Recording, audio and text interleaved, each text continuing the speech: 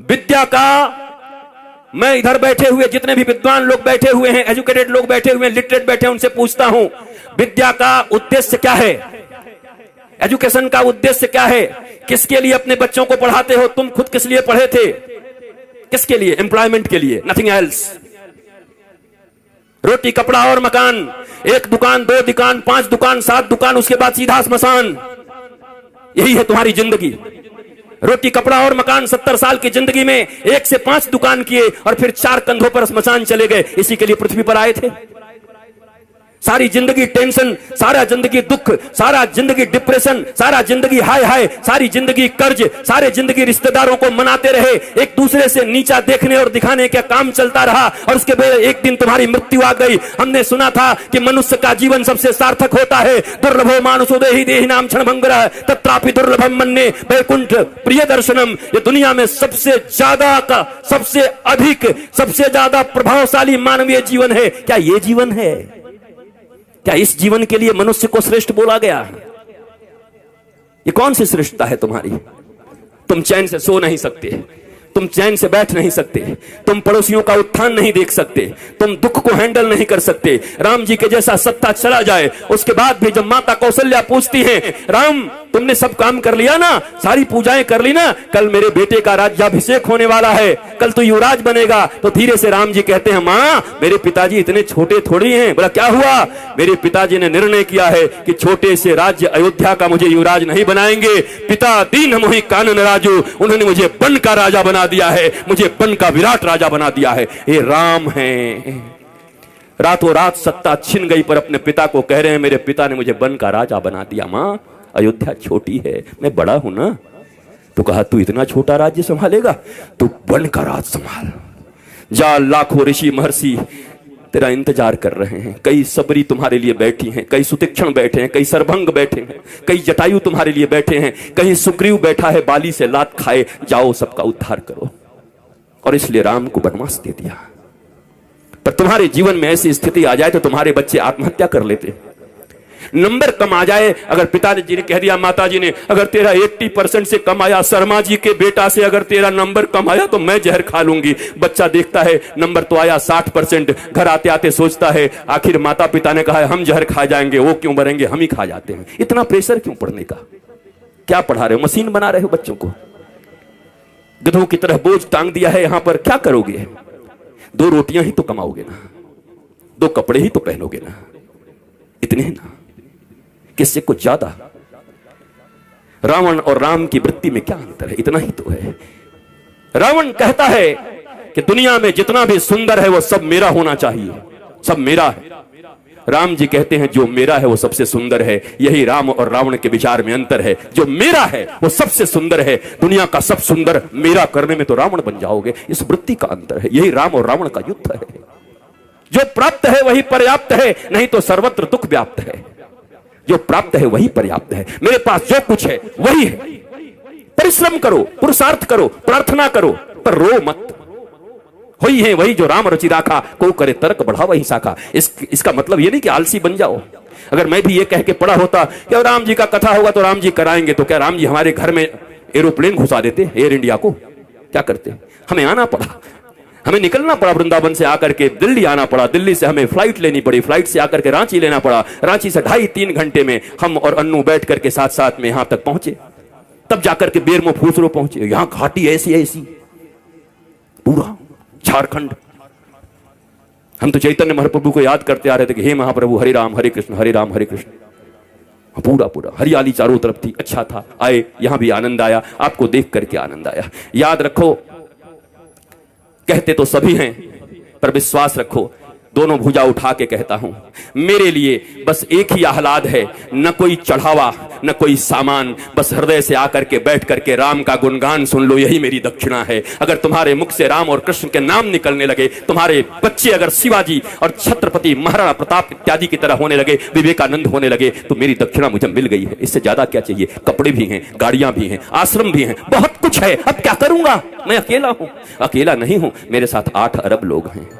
वसुधैव कुटुंबकम।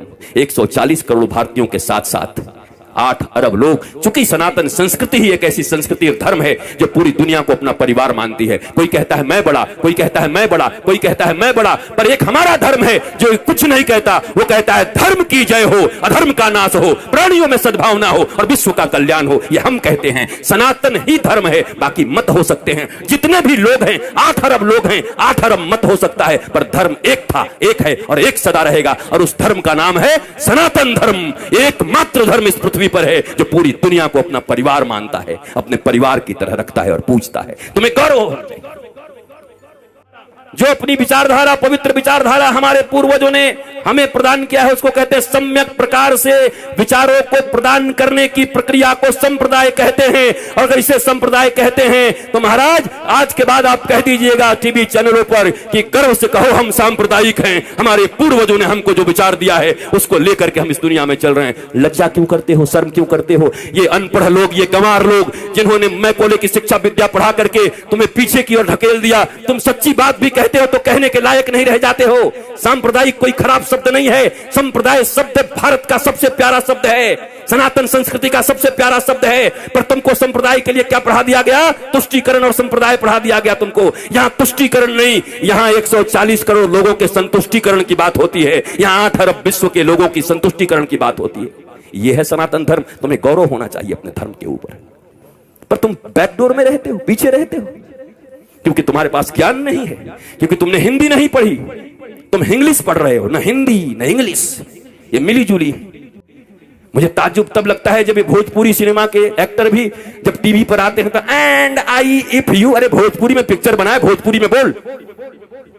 ये हिंदी एक्टर जब आते हैं सिनेमा बनाएंगे, हिंदी बनेंगे, कूली बनेंगे, गांव के आदमी, पर जब आएंगे तो एंड आई एंड दिया एंड मेरी जान, अरे हिंदी बोल भाई, तुमको इन हिंदी वालों ने सुपरस्टार बनाया है।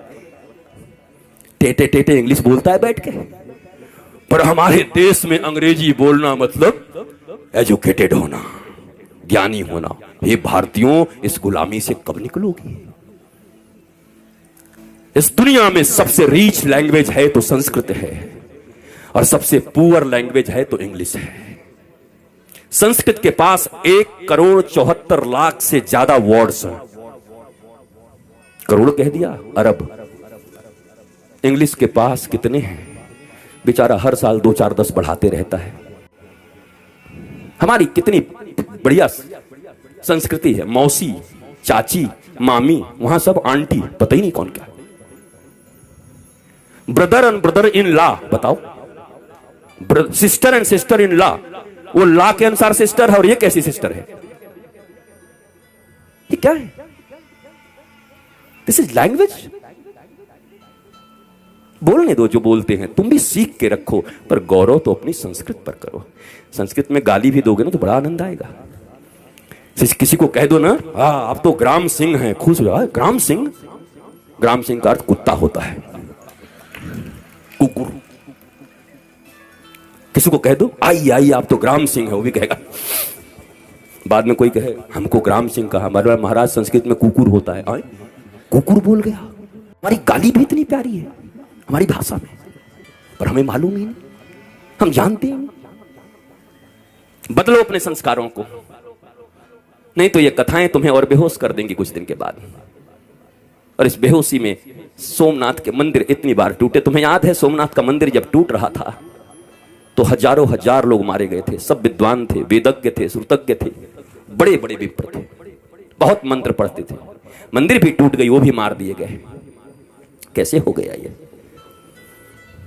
शास्त्र पढ़ना अलग है और शास्त्र समझना अलग है, रटना अलग है। ये रट्टू तोता बन करके कथा कहना अलग है, और उपनिषद और अपने गुरु के प्रतिबोध से बैठ करके सिंह की तरह गरजते हुए भारतवासियों और विश्व को समृद्ध और संस्कारवान बनाना भारतीय धर्म गुरुओं का परम लक्ष्य होना चाहिए। भारतीय धर्म गुरु ऐसे होते हैं। हम रट्टू तोता लोग नहीं हैं। हमें कोई सिखा दिया और तोते की तरह हम आकर प्रवचन करने लगे और भाषण करने लगे। हर चीज को पैसे से जोड़ दिया। बात बढ़ाना भैया, सबसे बड़ा रुपया। कहीं रिश्ते नहीं रह गए, गांव नहीं रह गए। और इस कोरोना में उन शहरों में जो कबूतर की तरह लेकर के फ्लैट रहते थे, डुकुरकू कुकड़ू हूं, उनको पहली बार पता चला कि गांव और गांव की गलियों और गांव के वृक्षों का क्या महत्व है। तरस गए वो ऑक्सीजन के लिए, पर गांव में लोग ऐसे सीना करके घूमते रहे। भारत गांवों का देश था, यहां ऑक्सीजन फ्री, यहां जल फ्री। इतनी भूख और इतनी लालच किस बात की है? तो ये भारतवासियों को हो क्या गया है? जो भारत विश्व गुरु था, जिस भारत की माताएं प्रहलाद अलर्क जैसे पुत्रों को जन्म देती थी, ये हो क्या गया है? ये कहां से बुद्धि बिगड़ गई हमारी? ये कहां से आपके बच्चों में आप कंपटीशन भर रहे हैं, सिर्फ प्रतियोगिता भर रहे हैं। इतना छोटा बच्चा होता है, उसको प्रतियोगिता से तुम्हें इतना नंबर लाना पड़ेगा, उससे ज्यादा नंबर लाना पड़ेगा। क्या क्या बना रहे हो उसको? कोई कहता है डॉक्टर बनो, कोई कहता है इंजीनियर बनो, कोई कहता है ये बनो, कोई कहता है व्यवसायी बनो। कोई नहीं कहता बेटा तो कुछ बन न बन, पर श्रवण कुमार की तरह ऐसा बनना कि बूढ़े माता पिता को अगर तीर्थ करने का मन हो तो कंधे पर बिठा के ले चलना। इंसान बन जा, आदमी बन जा, सच्चा बेटा बन जा। वो कोई नहीं बना रहा। उसके बाद रो रहे हैं, उसके बाद निंदा कर रहे हैं गांव में घूम घूम के, हमारा बेटा हमारी बात नहीं सुनता, बहू बात नहीं सुनती, बेटी बात नहीं सुनती। आपने शिक्षा क्या दिया था? और आपकी भी गलती नहीं है मेरे माता पिता, और मैं औलादों को भी कहूंगा, ये जो बेटे और बेटी हैं, इतना कम से कम मानो, जिन्होंने तुम्हें इस पृथ्वी पर लाया है, जिन्होंने गर्भ में रखा है, उससे अपना तुम्हारा इस दुनिया में कोई नहीं हो सकता। फिर दोनों भुजा उठा के कहता हूं, इस दुनिया में अगर तुम्हारा कोई सबसे सच्चा मित्र हो सकता है तो माता पिता और गुरु, इसके सिवा तुम्हारा कोई मित्र नहीं हो सकता। बाकी सब पता नहीं कहां तुम्हें धकेल देंगे। पहली गुरु मां पिता, इन दोनों के तुम न हुए तो दुनिया वाले तुम्हारे अपने होंगे। किसको मित्र मान रहे हो? दुनिया में कैसे फ्रेंडशिप है? मेरी वो फास्ट फ्रेंड है, किस लिए? मैं सही करूं या गलत करूं सदा मेरे साथ खड़ा रहता है। अरे तो तुम्हारा वो दुश्मन है। ये तो दुर्योधन और कर्ण की दोस्ती हो गई। कर्ण को दुर्योधन ने अंग देश का राजा बना दिया, इसलिए कर्ण श्री कृष्ण और धर्म के खिलाफ खड़ा हो गया, और खिलाफ खड़ा हो गया तो 12 के भाव में मारा गया। जबकि कर्ण से बड़ा कोई दानवीर नहीं था, कर्ण से बड़ा कोई वीर नहीं था, सूरवीर नहीं था, ऐसा कोई बढ़िया धनुर्धर नहीं था।